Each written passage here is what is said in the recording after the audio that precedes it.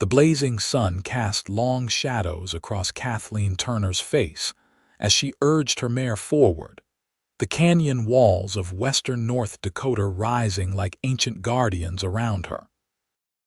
It was 1876, and the 23-year-old was determined to reach Fargo before nightfall, her saddlebags heavy with the wages she'd earned working as a schoolteacher in the Montana Territory. The gentle rocking of her horse beneath her was soothing, almost hypnotic, as Kathleen allowed her mind to drift to thoughts of her new life awaiting her. The letter from her cousin in Fargo had promised opportunity, a new schoolhouse being built, educated women in short supply, and a chance to escape the memories of a family lost to influenza 2 winters past. A sudden gust of wind sent her chestnut hair tumbling from its pins, momentarily blinding her as it whipped across her face. That single moment of distraction was all it took. A rattlesnake, disturbed from its sun-soaked rest on the narrow trail, struck with ancient instinct. Her mare reared with a terrified whinny, her front hooves pawing at the empty air before crashing back down on uncertain footing. "Steady, girl, steady," Kathleen cried, gripping the reins and mane with white-knuckled desperation. But the damage was done. The horse's back legs scrambled for purchase on the crumbling edge of the trail, sending rocks and dust cascading into the canyon below.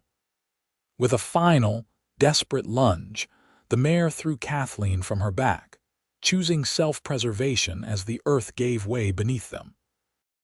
Kathleen's scream echoed through the canyon as she plummeted, consciousness fleeing as her body struck the rocky slope. Miles away, Nathan Daniels tightened the cinch on his gelding saddle, his weathered hands working with practiced efficiency. At 28, he'd spent more years in the saddle than out of it, his reputation as a tracker and guide growing with each season. His latest job escorting a group of Eastern businessmen to Fargo had ended 2 days prior, leaving him with a heavier money pouch and the rare luxury of unscheduled time. Heading out already, Daniels, the livery owner, an old-timer named Frank Miller, spat a stream of tobacco juice into the dirt. "Thought you might linger in town a spell. That banker's daughter's been making eyes at you since you rode in." Nathan adjusted his worn Stetson, a half-smile crossing his sun-browned face. "Pretty as she is, Frank, I've got no desire to be anybody's project. Besides, the weather's holding and I've a mind to do some hunting before heading back to my cabin." Frank nodded, understanding the calling of open country. "Well, safe travels then. Mind the North Passage through the canyon herd till some of the trail's been washing out with the spring rains." Nathan mounted his sturdy buckskin, settling into the saddle with the ease of a man who'd spent most of his life astride. "Obliged for the warning. I'll keep to the upper trails." As he rode out of town, Nathan couldn't help but feel a familiar sense of relief. Towns were necessary for supplies and occasional work, but the constant press of people, buildings, and expectations always left him restless. The open country called to him like an old friend, predictable in its dangers, honest in its challenges. By midday, the canyon loomed before him, its red rock walls rising majestically against the sky. Nathan guided his mount along the upper trail, alert for signs of instability. The first indication that something was amiss came in the form of fresh tracks cutting across his path, a horse, moving at speed, heading into one of the narrower passages. Curious, he dismounted to examine them more closely. The prints were fresh, no more than a day old, the horse heavily laden judging by their depth. Odd for a lone rider to choose such a precarious route. 100 yards further, his experienced eye caught the telltale signs of a disturbance: scuffed earth, scattered rocks, the distinct marks of a horse rearing in panic. Moving cautiously to the edge, he spotted the collapsed section of trail and below, clear evidence of a slide. "Whoa, boy," he murmured to his gelding, tying him securely to a sturdy juniper before approaching the edge again for a better look. The trail had given way completely, leaving a jagged scar in the canyon wall. No sign of horse or rider from his vantage point, but the implications were clear as day to a man who read the land as easily as others read books. Someone had gone over the edge, and recently. Nathan wasted no time in retrieving his rope and canteen from his saddlebags. If anyone had survived such a fall, they'd be in desperate need of help, and time was of the essence. With efficient movements born of years in the wilderness, he secured his rope and began the careful descent into the canyon. The bottom of the canyon was strewn with debris from the collapsed trail. Nathan landed with a soft thud, his eyes already scanning the area for signs of the rider. A flash of movement caught his eye: a chestnut mare, miraculously alive though visibly injured, had taken shelter in a shallow recess in the canyon wall. "Easy there," he called softly, approaching the nervous animal with caution. The mare's saddle hung askew, one stirrup broken clean away, the leather scored with deep scratches. But it was the bloodstains on the horse's flank that quickened Nathan's pulse. Someone had been hurt, and hurt badly by the look of it. The sun was already beginning its descent, painting the canyon walls in deepening shades of orange and red. Nathan knew he had only a few hours of daylight left to find the rider. Leading the injured mare to a secure spot with access to water, he began his search. Following the subtle signs only an experienced tracker would notice: a scrap of fabric caught on a thorny bush, disturbed gravel, the faintest impression of a body having lain in the dust before moving on. The trail led him deeper into the canyon, where shadows grew long and the air cooled rapidly. As dusk settled over the land, Nathan reluctantly made camp, building a small fire in hopes that its light might guide the injured rider toward him, or at least signal his presence should they be watching from some hidden vantage point. Sleep came in fitful bursts that night, his ears attuned to every sound carried on the desert air. By first light, he was already moving, determination setting his jaw in a hard line as he picked up the trail once more. It was near midday when he found the first clear sign of her: a woman's boot print in a patch of damp sand near a steep spring. The print was small, the stride uneven, suggesting injury. Nathan quickened his pace, following the increasingly erratic trail with growing concern. She was moving, but weakening. That much was clear from the signs she left behind. Late afternoon brought him to a shallow cave, little more than an overhang really, but shelter nonetheless. Fresh marks in the dust showed where someone had dragged themselves inside. Nathan approached cautiously, not wanting to startle an injured person who might be delirious with pain or fear. "Hello," he called softly. "I mean no harm. I'm here to help." A weak whimper answered him, followed by a raspy voice. "Who's there?" Nathan crouched at the entrance, making himself visible but keeping a respectful distance. "Name's Nathan Daniels, madam. I'm a guide and tracker. Found your horse up the canyon a ways. Been following your trail since yesterday." In the dimness of the cave, he could make out her form, huddled against the back wall. A young woman, her dress torn and dirty, her face pale beneath streaks of dust and dried blood. Her chestnut hair hung loose around her shoulders, tangled with debris from her fall. "Can you tell me your name?" he asked gently. "Kathleen," she whispered, her voice cracking with thirst. "Kathleen Turner." Nathan uncorked his canteen and held it out to her. "Miss Turner, you're in a bad way. Going to need to get you back to town, but first we need to see to your injuries. May I come closer?" Kathleen nodded weakly, her eyes a striking shade of green. He noticed, regarding him with a mixture of relief and wariness. "My leg," she managed. "I think it's broken. And my head." Moving slowly, Nathan entered the cave and knelt beside her. Even in the dim light, he could see the swelling and unnatural angle of her left leg below the knee. A nasty gash on her forehead had crusted over with blood, and her right arm was mottled with bruises. "You've taken quite a tumble," he said, keeping his voice steady despite his concern. "Must have been quite a fight to drag yourself this far with that leg."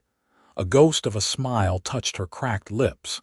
"Didn't survive 2 years teaching in a mining town by being delicate, Mr. Daniels." Nathan chuckled despite the seriousness of the situation. "I can see that. Now, I need to set that leg before we try moving you. It's going to hurt something fierce."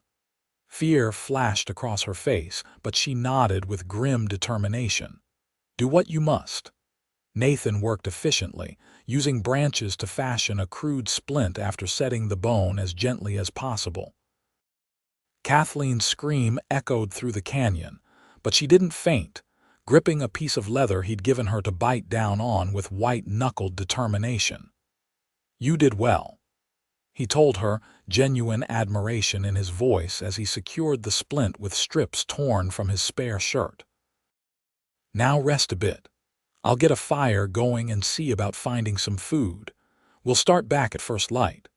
As night fell, Nathan cooked a simple meal of jerky softened in water and wild onions he'd gathered nearby. Kathleen ate sparingly, her strength clearly waning despite her efforts to appear resilient. "Tell me, Miss Turner, what brings a schoolteacher to these parts all alone?" Nathan asked, hoping conversation might distract her from the pain. Kathleen shifted slightly, wincing as she did so. "I was headed to Fargo. My cousin wrote that they're building a new school there. After losing my parents and brother to the influenza, there wasn't much keeping me in Montana." Her voice grew softer. "Everything I own was in those saddlebags." "Your horse is alive," Nathan offered. "Injured but alive, and your saddlebags were still attached when I found her." Hope brightened her eyes momentarily. "Truly? Oh, thank God, my mother's locket is in there. It's all I have left of her." The vulnerability in her voice touched something in Nathan, a man accustomed to guarding his own emotions carefully. "We'll get it back to you, Miss Turner, and we'll get you to Fargo, though it might take a bit longer than you planned." "Thank you," she whispered, her eyelids growing heavy. "For finding me. I was beginning to think." She didn't finish the thought, sleep claiming her mid-sentence. Nathan watched her for a long moment, struck by the courage it must have taken to survive alone, injured in the wilderness. Most men would have succumbed to despair, let alone a woman ostensibly raised with the comforts of civilization. There was more to Kathleen Turner than met the eye, that much was certain. Morning brought new challenges. Kathleen's fever had risen overnight, her skin hot to the touch despite the cool air. Nathan knew the dangers of infection all too well. He'd seen strong men felled by wounds far less severe than hers. "Miss Turner," he said, gently rousing her from fitful sleep, "we need to move. The sooner we get you to a doctor, the better." Kathleen's eyes fluttered open, glassy with fever but still alert. "I'm ready." Using his bedroll as a makeshift travois, Nathan carefully secured Kathleen to it, making her as comfortable as possible before attaching it to his gelding. The injured mare would have to be led separately. "It's going to be a rough journey," he warned her. "The nearest town with a proper doctor is 2 days' ride, and that's under good conditions." "I trust you, Mr. Daniels," she said simply, the words carrying more weight than their brevity suggested. The first day's travel was slow and painful. Nathan kept to the canyon floor where the terrain was easiest on the travois, stopping frequently to check on Kathleen and give her water. By midday, her fever was raging, her words occasionally slipping into delirious mumbling. Nathan's concern deepened with each passing hour. He'd seen enough fevers to know when one was turning dangerous. By evening, he was forced to make camp earlier than planned, the need to bring her temperature down outweighing the urgency of reaching town. Using water from his canteen, he bathed her face and wrists, speaking softly to her as he worked. "Stay with me, Miss Turner. You're stronger than this fever, I know it." In her delirium, Kathleen clutched at his hand, her fingers burning against his skin. "Nathan," she murmured, using his given name for the first time. "Don't leave me." "I'm right here," he promised, something protective stirring in his chest. "Not going anywhere." Through the night he tended her, changing the cool compresses on her forehead, coaxing water between her lips, and speaking gentle reassurances when nightmares made her cry out. By dawn, her fever had broken, leaving her weak but lucid. "You stayed up all night," she observed, her voice barely above a whisper. Nathan shrugged, uncomfortable with her gratitude. Would have done the same for anyone. But even as he said it, he wasn't entirely convinced it was true. There was something about Kathleen Turner that had gotten under his skin, something that made her welfare matter more than it reasonably should for a stranger he'd met just days ago. The second day brought its own trials. Kathleen's strength ebbed and flowed, her determination to remain conscious visibly draining her limited reserves. Nathan found himself talking more than he had in years, telling her stories of his travels, describing the landscapes they passed, anything to keep her engaged and alert. "How did you become a guide?" she asked during one rest stop, her voice stronger than it had been that morning. Nathan handed her the canteen before answering. "Grew up trailing after my pa, who was a trapper. Learned to read sign before I could read words. After the war, guiding seemed the natural choice." "You fought in the war?" Kathleen's eyes widened slightly. "Cavalry," he nodded, the memories still raw despite the passing years. "Saw things no man should see, came west after, looking for open spaces and fewer reminders." Kathleen's hand found his, the gesture offering comfort he hadn't realized he needed. "I'm sorry. That must have been terrible." Nathan cleared his throat, unaccustomed to such understanding. Most people either glorified his service or avoided the topic entirely. "It was a long time ago. We should get moving if we want to make better progress before nightfall." By the third day, they had left the canyon behind, emerging onto the rolling prairie that would eventually lead them to the small town of Medora. Nathan knew the town had a competent doctor. He'd had occasion to use the man's services himself after a run-in with a wounded bear 2 seasons back. Kathleen had grown stronger, though pain still etched lines around her eyes and mouth. She'd taken to watching Nathan as he worked around their camp, her gaze thoughtful and increasingly appreciative. "You know," she said as he helped her sip from a cup of broth, "most men would have left me for dead or worse. Why did you go to such lengths to find me, to help me?" The question caught Nathan off guard. He busied himself with the fire before answering. "Couldn't rightly call myself a man if I'd done otherwise, Miss Turner." "Kathleen," she corrected gently. "After all we've been through, I think formalities are rather unnecessary, don't you?" Nathan met her gaze, struck again by the clarity of her green eyes.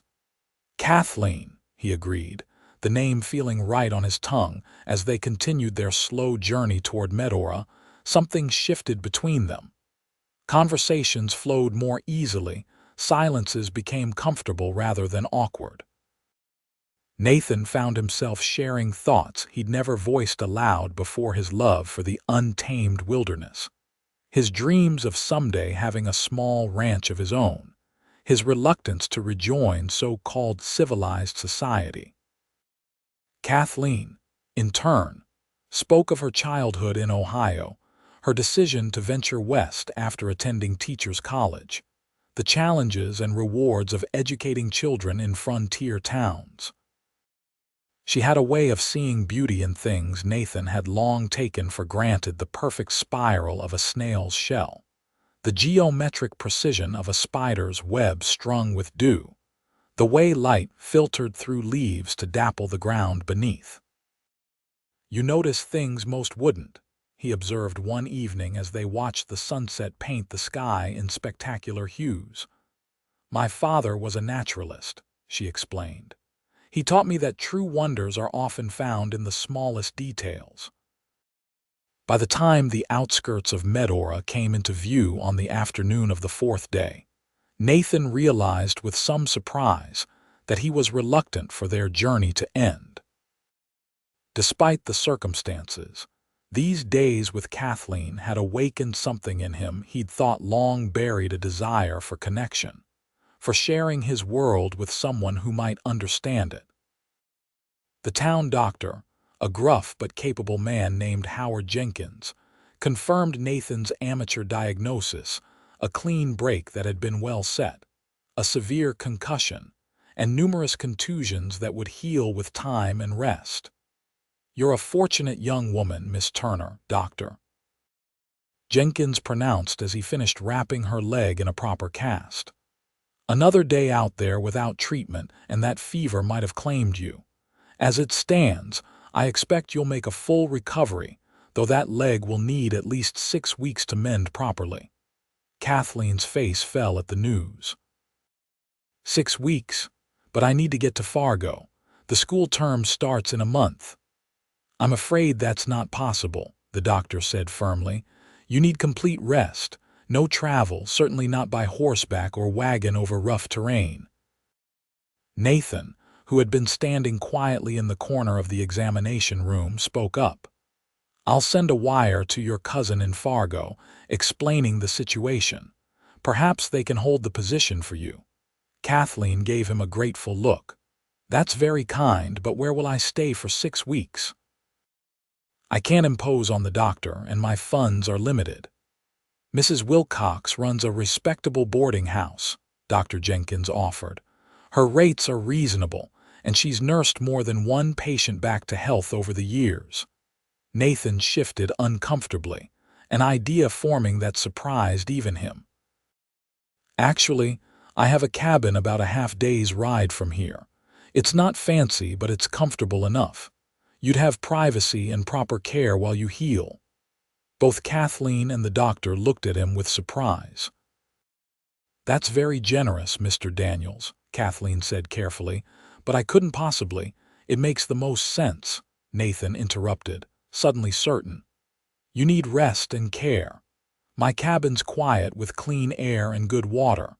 I can hunt and provide for us both easily enough. And when you're healed, I can take you on to Fargo myself." Dr. Jenkins stroked his beard thoughtfully. "It's not conventional, but from what I can see, there's been nothing conventional about your acquaintance thus far. And I know Nathan's reputation. There's not a more honorable man in the territory." Kathleen's cheeks colored slightly, but she held Nathan's gaze steadily. "If you're certain it's no imposition—" "I'm certain," Nathan replied, and he was. The thought of parting ways with Kathleen now felt wrong somehow, as if a journey had been started that wasn't meant to end just yet. 2 days later, with Kathleen's strength somewhat restored thanks to proper meals and medication from the doctor, they set out for Nathan's cabin. He'd purchased a small wagon for the journey, making her as comfortable as possible with pillows and blankets borrowed from Mrs. Wilcox's boarding house. The trail to Nathan's home wound through rolling hills, dotted with stands of aspen and pine. As they traveled, he pointed out landmarks and shared stories of his experiences in the area: the time he'd tracked a mountain lion for 3 days, the hidden valley where wild horses gathered in spring, the ancient oak where he'd once waited out a blizzard. Kathleen listened with rapt attention, her appreciation for his knowledge evident in her questions and observations. There was no pretense in her interest, no feigned admiration to flatter his ego. She simply seemed to value his perspective, his connection to this wild land. "It's beautiful here," she said as they crested a rise that offered a panoramic view of the surrounding countryside. "So different from the mining towns or the crowded cities back east. I can see why you chose this life." Nathan glanced at her, struck by how natural she looked in this setting despite her education and refinement. "Most women find it too isolated, too primitive." "Most women haven't had the chance to truly experience it," Kathleen replied thoughtfully. "We're raised to fear what we don't understand, to cling to the familiar. But there's something honest about this land. It doesn't pretend to be anything other than what it is." Her words resonated with Nathan in a way few things ever had. It was precisely how he felt about the wilderness, a sentiment he'd never been able to adequately express. By late afternoon, the cabin came into view, a sturdy structure of logs and stone nestled against a hillside, with a small corral and outbuildings nearby. It wasn't grand by any measure, but it was well built and meticulously maintained. "This is home," Nathan said simply, bringing the wagon to a stop before the cabin door. Kathleen took in the scene with appreciative eyes. "It's lovely, Nathan, truly." Inside, the cabin was spare but comfortable, a main room with a stone fireplace, a sturdy table with chairs, shelves lined with books that surprised Kathleen, and a small kitchen area. A door led to a single bedroom, which Nathan immediately designated as Kathleen's. "I'll bunk in the main room," he insisted, brushing aside her protests. "Been sleeping under the stars for weeks at a stretch since I was a boy. A bedroll by the fire is luxury compared to some places I've laid my head." The first week of their cohabitation established a rhythm that felt surprisingly natural. Nathan rose early, tending to the animals and hunting or fishing for their meals. Kathleen, limited by her injury but determined to contribute, took over kitchen duties from her seat at the table, proving herself an excellent cook, despite the simple ingredients available to her. In the evenings, they shared meals and conversation by the fire. Nathan discovered that Kathleen was well-read, her mind quick and curious. She, in turn, found that beneath his quiet exterior, Nathan possessed a dry wit and thoughtful perspective on everything from politics to philosophy.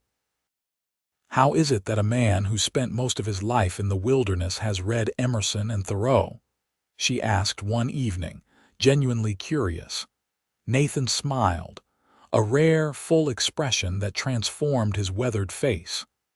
"Books travel well, take up little space, and ask nothing but attention.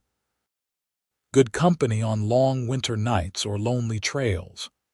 "You're full of surprises, Nathan Daniels," Kathleen said softly. "As are you, Kathleen Turner," he replied, their eyes meeting across the fire-lit space between them. As days turned to weeks, Kathleen's strength returned steadily. The color came back to her cheeks, and though her leg remained immobilized in its cast, she grew adept at moving around the cabin with the aid of a crutch Nathan had fashioned for her. One afternoon, nearly 3 weeks into her stay, Nathan returned from hunting to find Kathleen seated on the cabin's small porch, her face turned up to the sun, eyes closed in peaceful contemplation. Something about the sight of her there, so at ease in his home, struck him with unexpected force. "You look better today," he said, setting down his gear. Kathleen opened her eyes, smiling warmly at him. "I feel better. Dr. Jenkins was right about the healing powers of clean air and rest." She paused, her expression growing more serious. "I received a reply to my letter today." Nathan raised an eyebrow, waiting for her to continue. "The courier brought it while you were out. It's from my cousin in Fargo. The school board has filled the position, but she writes that they're desperately in need of a teacher in Bismarck for the coming year. They're willing to wait until my leg is healed." "Bismarck," Nathan repeated, the name sitting heavily between them. That's good news, then. Kathleen studied his face, seeming to search for something in his expression. Yes, I suppose it is, though I find myself in no hurry to leave here. The admission hung in the air, laden with unspoken meaning. Nathan busied himself with cleaning his knife, uncertain how to respond to the gentle opening she'd offered. "This place grows on you," he said finally, his voice rougher than intended. "The quiet gets into your bones." "It's not just the place, Nathan," Kathleen said quietly, her courage outpacing his. "It's you, your company. I've never met anyone like you." Nathan looked up then, meeting her steady gaze. "Nor I you, Kathleen, but I'm not. I don't have much to offer a woman like you. A rough cabin, an uncertain income, a man who spent more time with horses than people." "Perhaps you should let me decide what I value," she replied, her voice gentle but firm. "I didn't come west looking for drawing rooms and social engagements. I came seeking something real, something meaningful." Before Nathan could respond, a rider appeared on the trail leading to the cabin. Dr. Jenkins, come to check on Kathleen's progress as promised. The moment between them passed, but something had shifted. A door opened that could not easily be closed again. That night, after the doctor had departed with assurances that Kathleen was healing well and might be able to bear weight on her leg within another 2 weeks, an awkwardness lingered between them. Their usual easy conversation faltered, replaced by charged silences and avoided glances. Finally, as Nathan stoked the fire before retiring to his bedroll, Kathleen spoke. "I've upset you with my forwardness. I apologize." Nathan turned to her, his expression troubled. "You've nothing to apologize for. If anything, I'm the one who should be sorry." "For what?" she asked, genuinely confused. He ran a hand through his hair, frustration evident in the gesture. "For not being better with words. For not knowing how to tell you that these weeks with you have been different, better than anything I've known in a long while." Kathleen's expression softened. "Then tell me that way, Nathan, simply, honestly, as you would anything else that matters to you." Nathan crossed the room to kneel beside her chair, taking her hands in his. "I don't want you to go to Bismarck, Kathleen, or Fargo, or anywhere else that takes you away from here." He paused, gathering courage. "From me." The smile that illuminated her face was answer enough, but she spoke the words he needed to hear nonetheless. "Then ask me to stay, Nathan Daniels." "Stay," he said simply, the single word carrying the weight of a promise. Kathleen leaned forward, closing the distance between them until her lips met his in a kiss that began tentatively but quickly deepened. Years of solitude and longing pouring into this first, precious connection. When they parted, breathless and slightly stunned by the intensity of their feelings, Nathan rested his forehead against hers.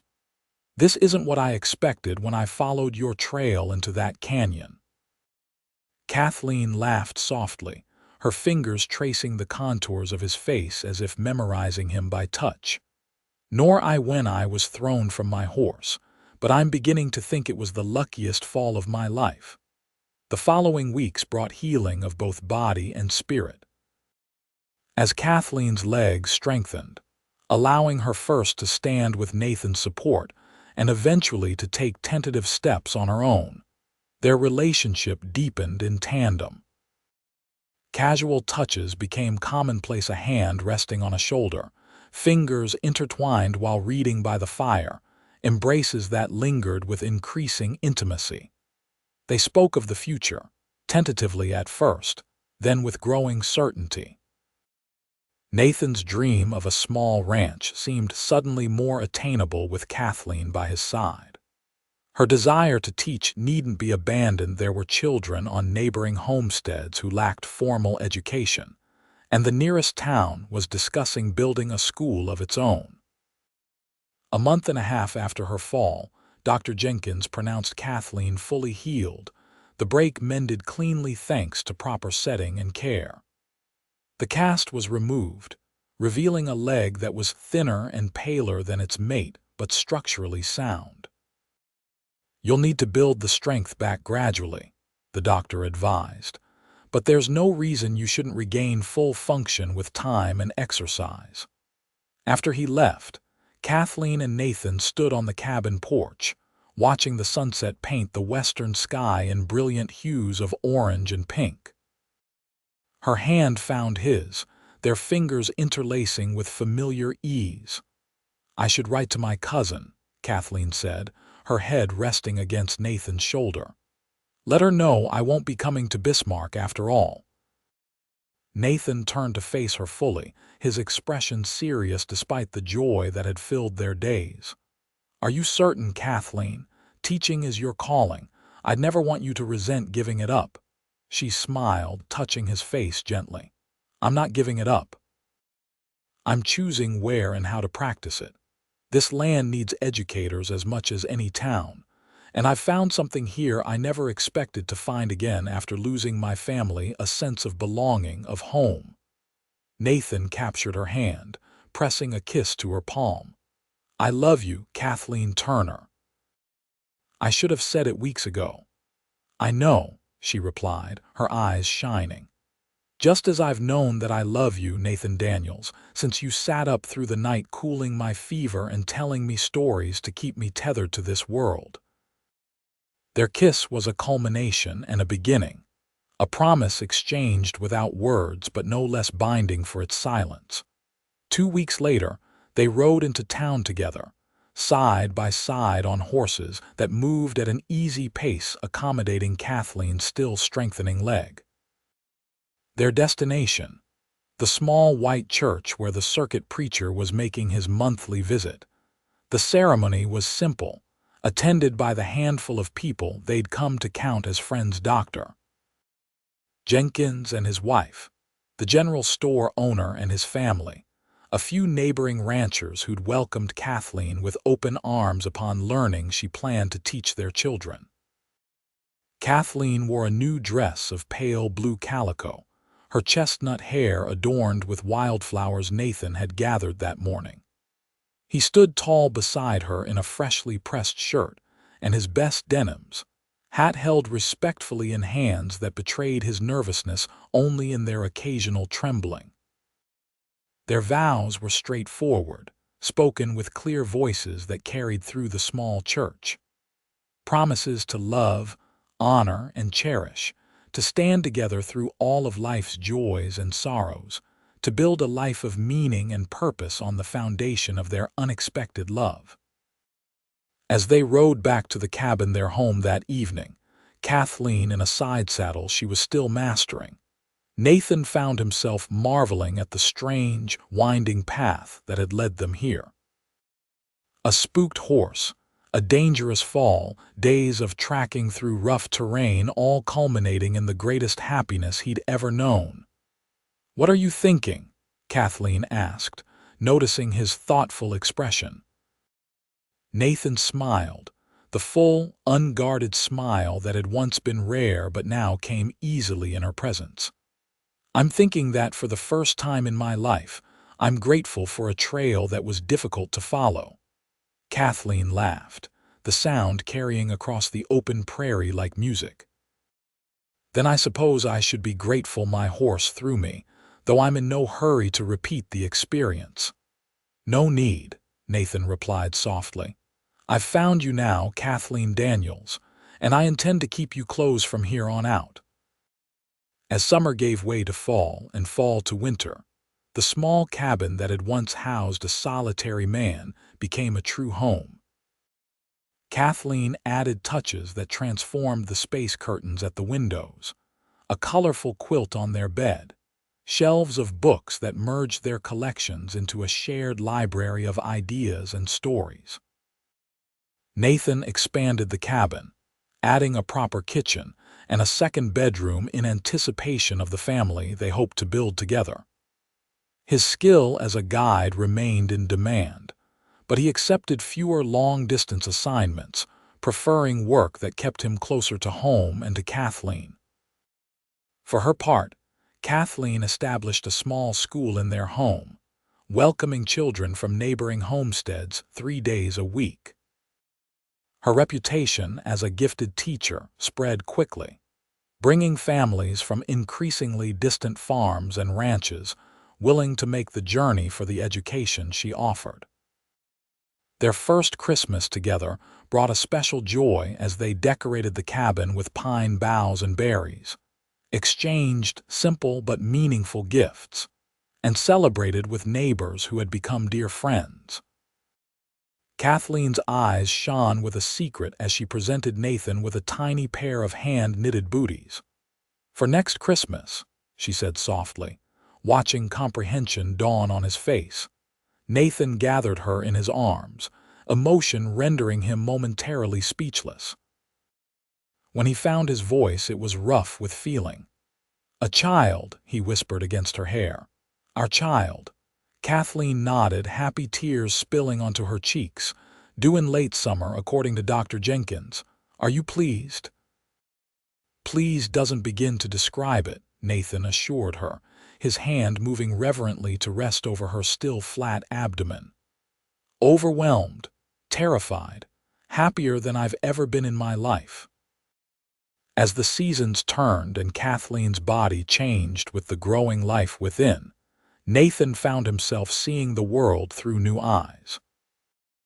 The wilderness he had always loved became both more precious and more daunting, a legacy to protect and preserve for his child, but also a place of potential dangers that stirred his protective instincts to new heights. He worked tirelessly to ensure their home was safe and comfortable for the baby's arrival, accepting more local guiding work to save money for the future. Kathleen continued teaching until the late stages of her pregnancy, her students fascinated by the visible evidence of the new life their teacher carried. On a sweltering August evening, after a day and night of labor that tested Kathleen's strength and Nathan's composure in equal measure, their son was born. A robust boy with a shock of dark hair and his mother's green eyes. They named him James Howard Daniels, James for Kathleen's father, Howard for the doctor who had seen them through so much. "He's perfect," Nathan whispered, cradling the tiny form with hands that had once seemed too rough for such delicate work. "Absolutely perfect." Kathleen watched them together, exhausted but radiant. "He has your determined chin," she observed with a smile. "And your stubborn streak, if his entrance into the world is any indication," Nathan countered, earning a tired laugh from his wife. Life settled into a new rhythm centered around their son. Nathan built a cradle that rocked with the slightest touch, positioned near their bed where the baby slept peacefully most nights. Kathleen's students cooed over the infant when classes resumed, bringing small gifts and eager questions about the new addition to their teacher's family. As James grew from newborn to infant to toddler, the bond between Nathan and Kathleen deepened in ways they hadn't anticipated. Parenthood brought new challenges and profound joys, testing their partnership and strengthening their commitment to the life they were building together. 2 years after James's birth, the family welcomed a daughter, Catherine Rose, named for both her mother and Nathan's long-departed grandmother. Where James was thoughtful and deliberate like his father, Catherine proved to be spirited and adventurous, crawling and then walking earlier than her brother had, always eager to explore her surroundings. By the time James was 5 and Catherine 3, the Daniels homestead had expanded considerably. Nathan had acquired additional land, building the small ranch he'd always envisioned. A herd of quality horses grazed the pastures, offspring of the injured mare that had once thrown Kathleen, and the sturdy gelding that had carried Nathan to her rescue.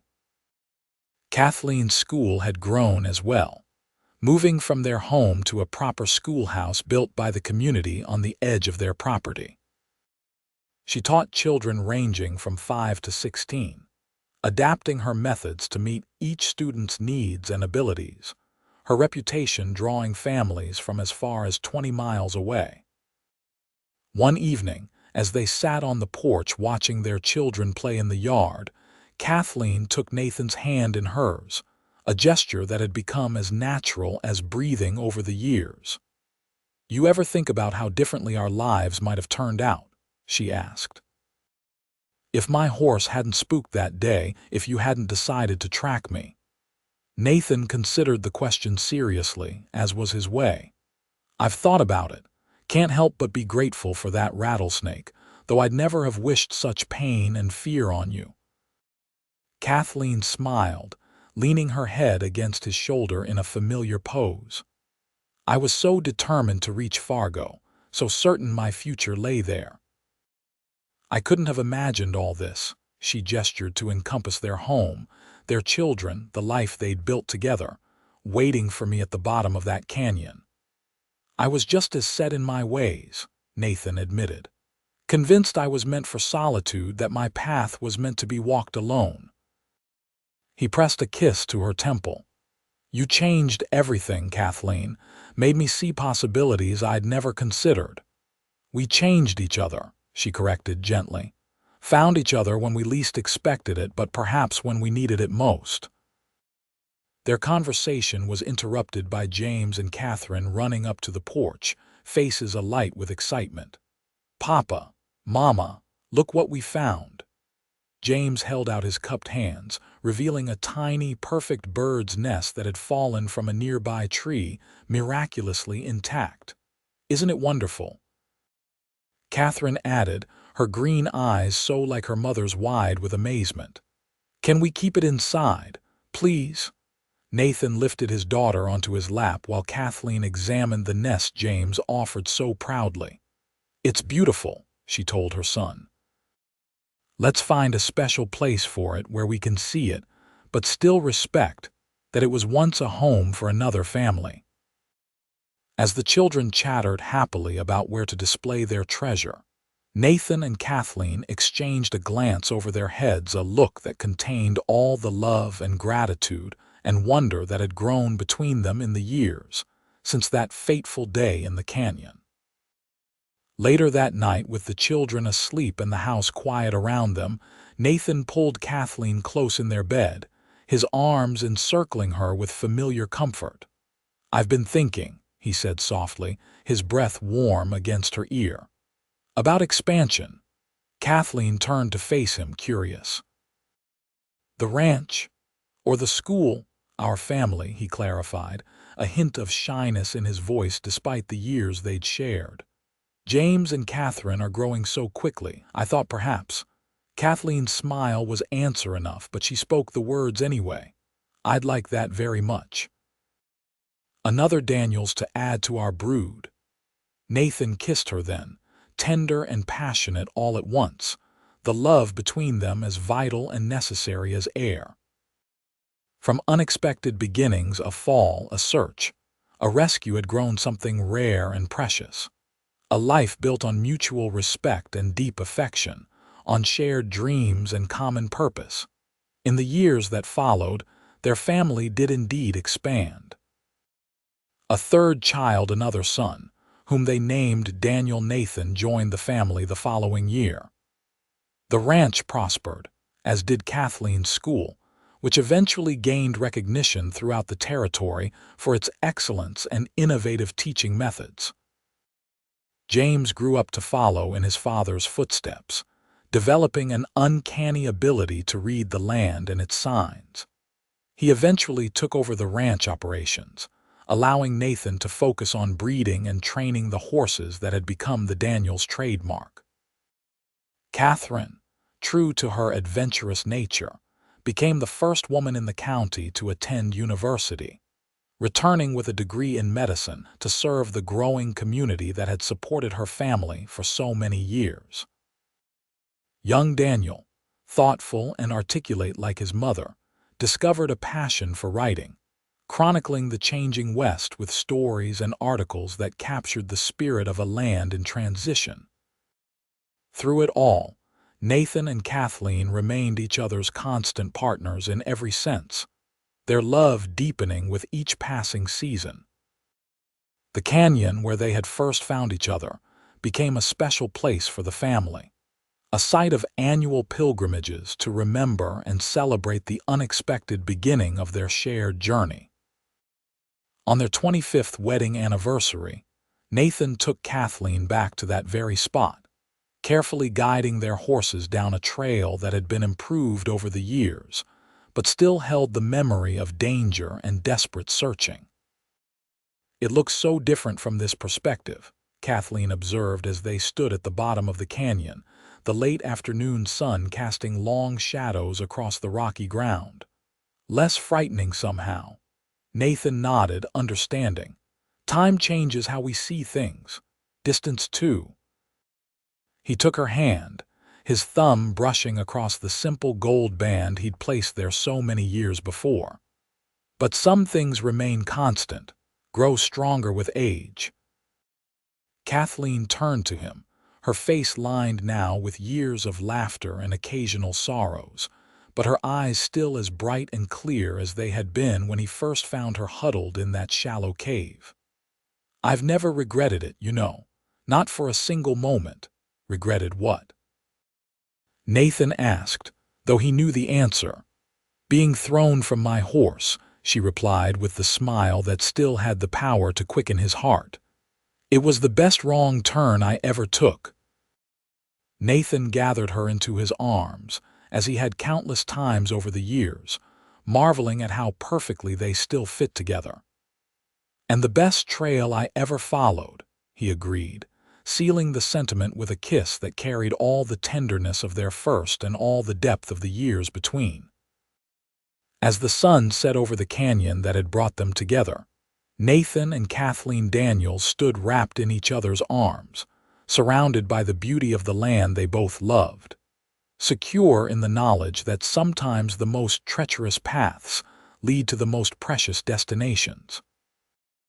Their story begun in danger and uncertainty, nurtured through healing and discovery, and fulfilled in a lifetime of love and purpose, had become the cornerstone of a legacy that would endure through their children and their children's children. A testament to the unexpected ways that lives can intersect and transform, and to the enduring power of a love that begins with rescue but grows into something far more profound. A true partnership of equals, facing life's canyons and mountaintops together, step by step, day by day, year by blessed year.